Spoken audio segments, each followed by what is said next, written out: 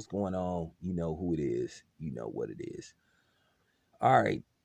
I meant to do this video earlier today, but I had to get some rest before I go to work. But it's very important that I put out this video. I want the people to listen to this, and I'm gonna say this once again.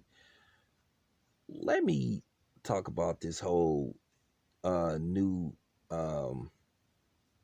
I don't know what it is, this new notion or this new agenda that people trying to push, that Kell Brook is somehow the boogeyman and Bud's career is defined by fighting Kell Brook. Are you serious? But that seemed to be the new notion that people been pushing out to try to discredit Bud for some reason. And I have to keep debunking that, and I'm gonna continue to debunk that because, like I said, Kell Brook does nothing for Bud's career at this point. Kell Brook has a history of pulling out of fights. This is a dude that couldn't even find common ground to fight somebody like Brandon Rios. He pulled out of negotiations with Devin Alexander. He has a history of doing this shit. Kell Brook is at 154. He's 2 fights in at 154. He has said at least the past couple of years that he was hinting about going up to 154. Okay, because he said it was hard for him to make 147. So basically, if he attempts to go down to 147, back down to 147, and he gets obliterated, so what does that do? Nothing. Because I promise you guys, this is what's going to happen. The same people, like I said, see, they don't want to talk about this. A lot of people said that it was a bullshit fight when the notion of this first started. They said it was a bullshit fight. Now all of a sudden, this fight makes all the sense in the world. A dude that's campaigning at 154 makes all the sense in the world.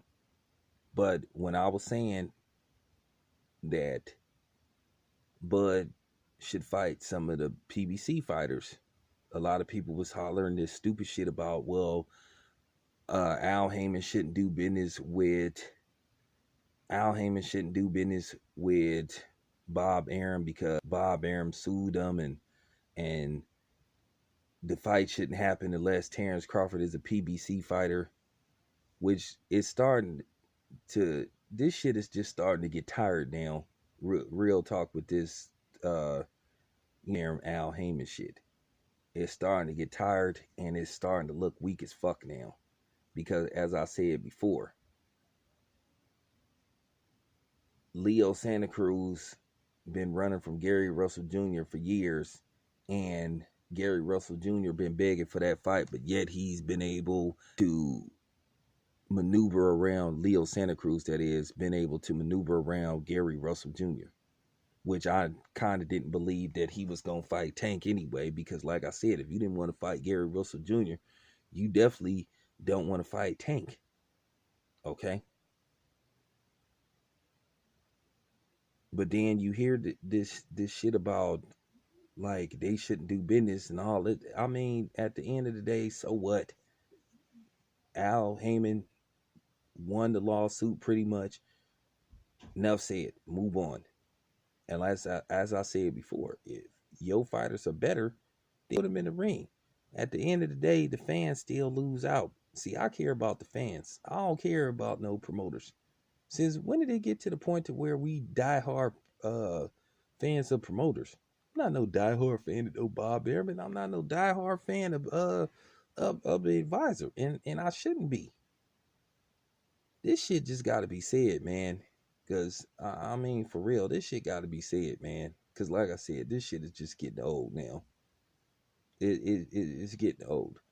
And hear me out, the logical people, not the people that's fanboys of uh uh uh you know Errol Spence or Bud haters. Because like I said, I'm fans of both of them, and the fight should be getting made sooner than later. Okay, But like I said, people hollering about, oh, Bob Arum sued Al Heyman, so they shouldn't work together, and Bud need to leave PBC. I mean, excuse me, leave need to leave Top Rank and come to PBC, then make the fight. Well, okay. And see, this is where I'm finna put that whole thing to rest. Al Heyman has done business with Bob Arum since the lawsuit.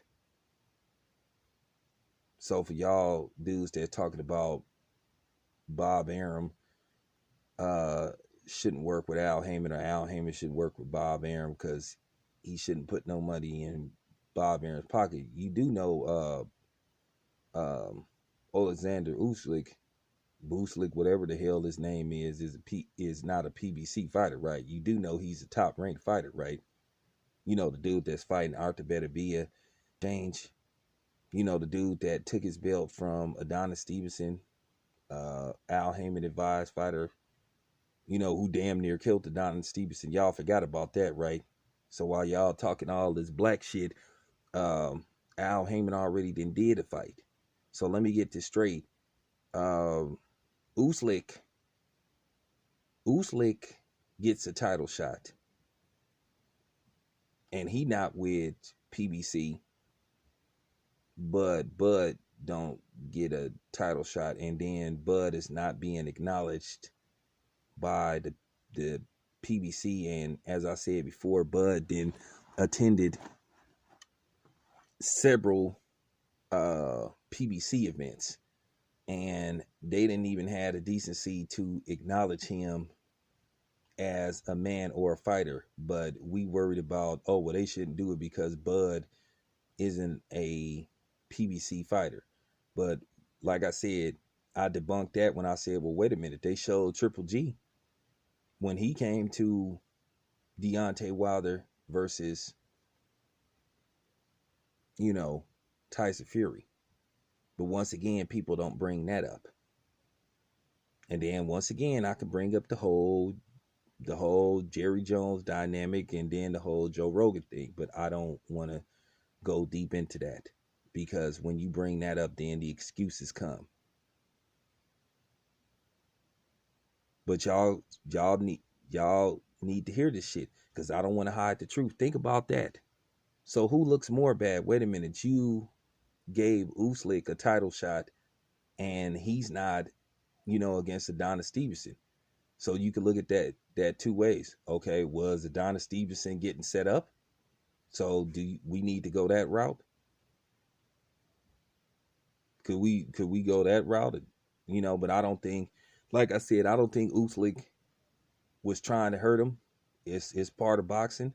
And he explained to me, he said he felt very bad. I forgot to ask him about that classless act that him and Vasily Lomachenko did, where they was basically celebrating and cutting his face off the belt and all that type of shit with, and that was just a bad look.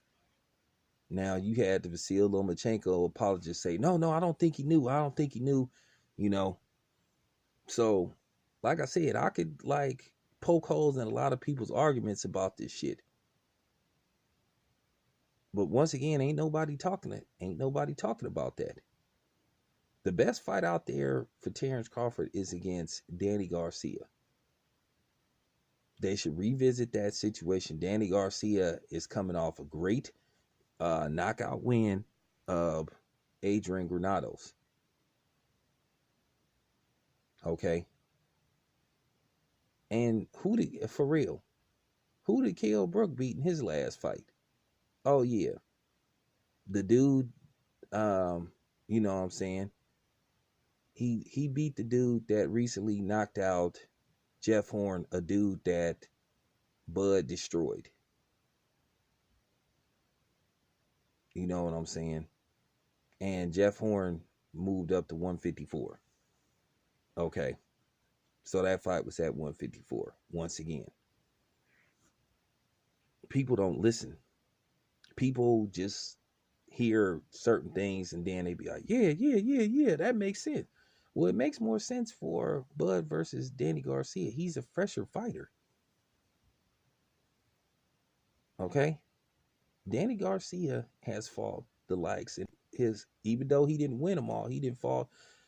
Uh, he fought Adrian Granados, who knocked out Amir Iman, gave him his first loss, came back, won that fight, and then had a life and death fight with Adrian Broner. A lot of people thought he won.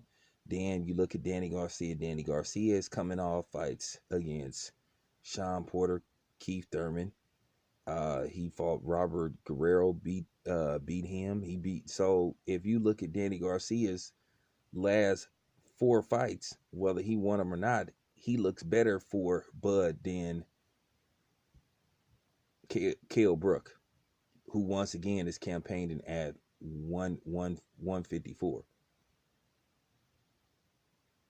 Okay, I'm just putting this shit in perspective because people need to hear this. I'm just being objective. I told you I ain't being no promoter or no promoter fanboy or no advisor fanboy. I'm done with that. I'm just putting all this shit in retrospective so people can really hear what's going on and people can really see what's going on. Because, like I said, Manny Pacquiao is available too.